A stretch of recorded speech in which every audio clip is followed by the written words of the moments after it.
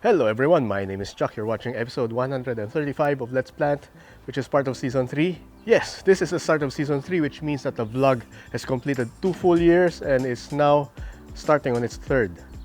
Right? It's currently October, which means that we're in the middle of spring down in the southern hemisphere. For those of you who are new to the channel, I am in Melbourne, Victoria, and yes, I'm a Filipino. Mabuhay! Mabuhay. Okay, spring. If you've been following my vlog for a while, you'll definitely notice some patterns with my content. During spring, it's mostly about propagation. And in this year's case, it would be the plant show. During summer, my focus tends to go into pests, insects, fungi, all sorts of diseases, and protecting my plants against them.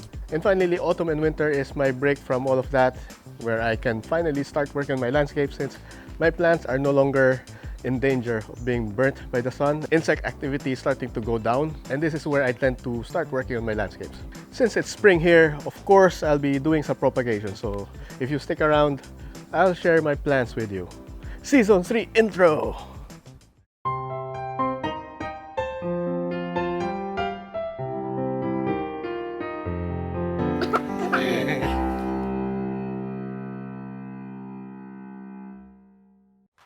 So there's a whole bunch of things that I have to do, and at the very top of my list is of course ensuring that my show plants are looking their best. I have them fully exposed right now just to make sure that they would be retaining their stress colors. And for those of you who are not aware, the annual spring show and competition is coming up in 3 weeks. It is going to be held on October 26th and 27th of October, and that would be in the Mount Waverley Community Centre in Mount Waverley, in the eastern suburbs of Melbourne. So yeah, it's only 3 weeks away and it's crunch time. Other than preparing for the show, my other goals include expanding my propagation station, harvesting and separating the pups, transplanting my seedlings, harvesting and planting seeds, checking my plant shop inventory, and finally maybe doing some improvements around the house. So yeah, I'll be slowly working towards achieving all of these goals by the end of spring, and let me walk you through each one of them. So as I mentioned just now, at the very top of my list would be the show plants, and to your right, to my left, these are my entries for the plant show, plant competition, and to my left, no, to your left, my right, these are some of my display plants, because apart from being plants to the show, we are also required to bring some plants for display. If you've been following my Facebook posts, you would be seeing, you would be very familiar with all of them. I even included them in the last live that I made. If you want to catch up with any of those, you could check out the live link right here, or you could check out my Facebook group and my Facebook posts to see all of my commentary with these plants. Because during my month-long break, I have been focusing on just taking photos and just adding captions, descriptions, showing what my plants are. And I've been doing that in photo form, which means that I've been mainly posting them on Facebook. So yeah, unfortunately, I don't have a video version of that. My next goal is to expand my propagation station. This is this thing that you see here. I currently have one shelf, and there's a lot of space behind the shelf which I could use. You know, there's still a bit of sunlight, and with propagations, you'd want the conditions to be quite mild. A bit of sun is good, a bit of shade is good. So I think this is a perfect spot for propagation. I do have a propagation station at the very end of the property, but it is still fully exposed, which means that it gets so wet and it gets a lot of heat. And I think it would be problematic when during the other seasons, during the more extreme seasons such as winter and summer. In winter, a lot of my plants stayed too wet and had massive infestation of fungus. So I think something more protected, something right here would work really well. And in order to maximize this space, I'm thinking of moving things outwards. So right now, everything is under the alfresco, under the shade. The plants here are not getting enough sun. So if I just shift this whole shelf, move it out, it would be receiving sunlight, receiving rain, you know. That would help with some of my seedlings and some of my younger plants, because the little bit of sun would help. At that age, they do not need a whole lot of sun. Just a few hours would do. So I think that spot would be perfect. But the problem with this is there's a tree stump right here, as you could see.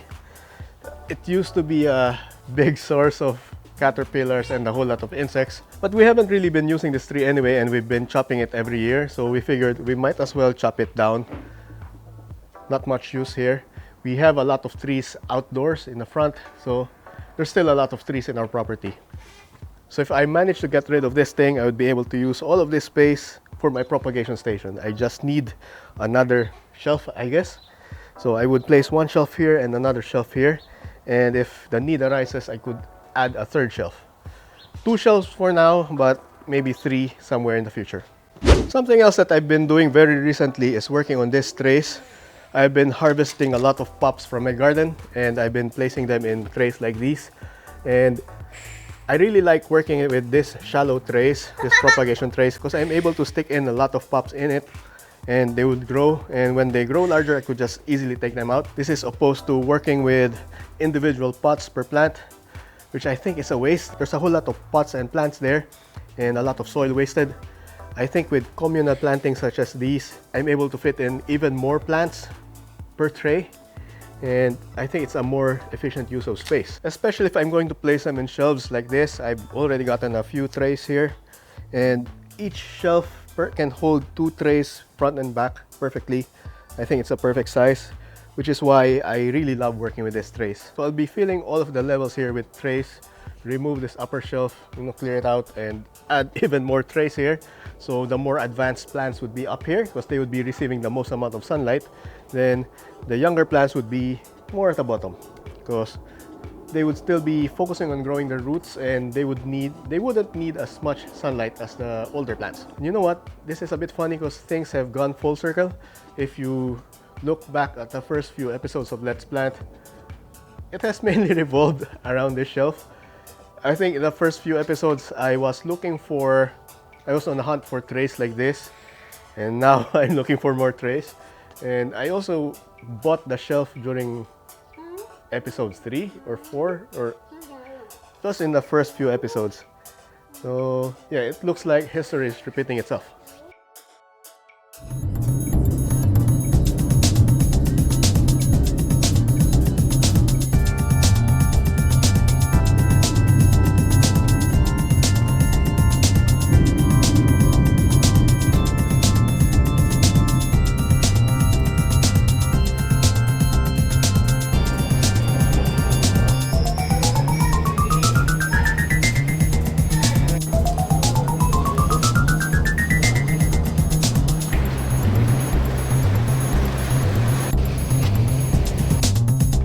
New shelf.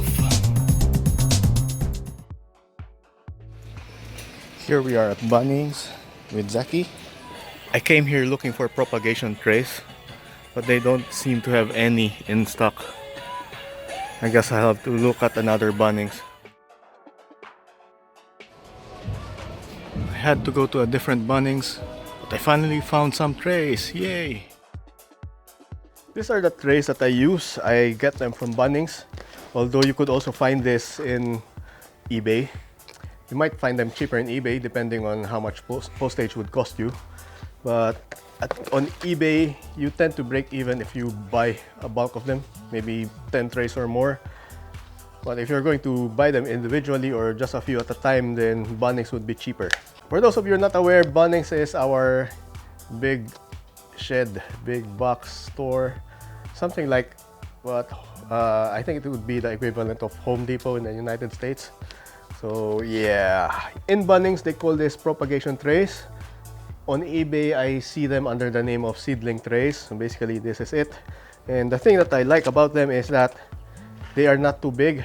They are the right size, perfect depth for young plants, for pups. So pups would not need much larger than this in terms of depth, because their roots tend to be just about this size, this deep. And another good thing about this is if I use punnets, let me just show you.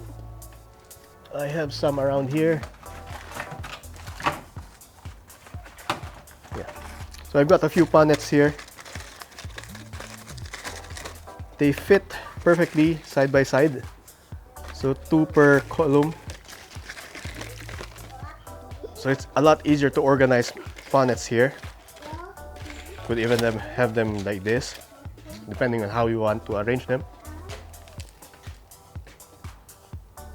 So having trays makes it a lot easier to organize things and to carry things around, which is why I really love them. Very versatile.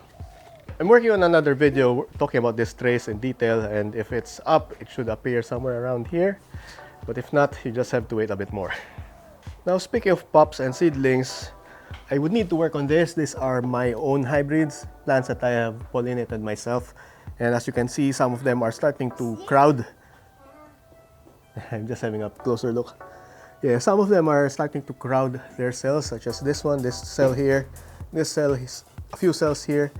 And now that it's growing season, they're going to grow a lot faster, which means that I think now is a good time to separate them. I've previously shown you punnets and the seedling trays. So what I could do is to have a punnet for each individual cell and just label them properly. Another task that's overdue for me is working on a new batch of seedlings, and I have previously pollinated a bunch of plants in these flowers of this Zorro, and I haven't harvested them yet. I think now is a good time to harvest them. They are sufficiently dry, and if I leave them any longer, they would be too dry and maybe the seeds would not be viable anymore. So yeah, I should get right on them. A lot of you know that I have a plant shop. This is the shelf where I keep all of them, and I have a bunch of small plants here, but I'm in the middle of reorganizing them.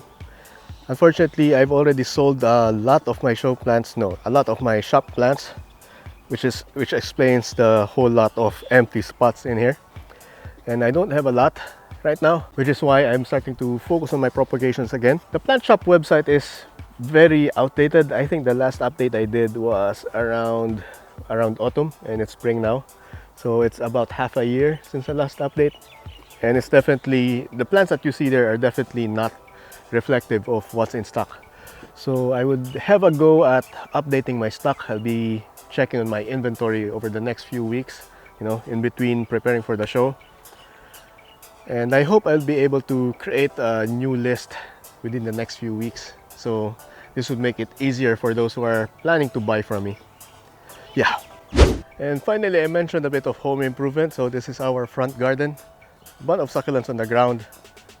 I'll be leaving it for now, although I'll be taking a lot of pups from them, take cuttings, and maybe even replant a lot of them because they are overcrowding and they would stand to benefit from a little bit of, I don't know, reorganization. So yeah, lots of blue chalk sticks here.